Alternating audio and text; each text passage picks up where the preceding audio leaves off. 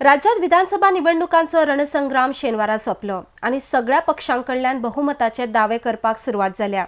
गोयात भावी सरकार कोणाचे आसतले ह्या बाबत सगळ्यांक प्रश्न पडला, मात सध्याक बहुमताचो दावो करपी सर्त सुरू जाल्या अशें दिसपाक लागला।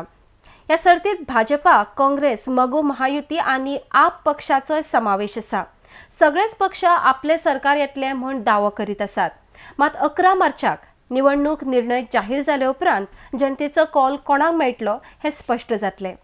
विधानसभा निवडणुकीत भाजपान 36 मतदारसंघाशिवाय नावेली आणि प्रियोळ हांगासरल्या अपक्षांकय पाठिंबो दिला।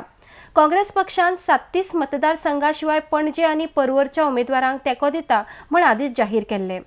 महाराष्ट्रवादी गोमंतक पक्ष महायुती द्वारा 24 जाग्यांचेर निवडणूक लढयता।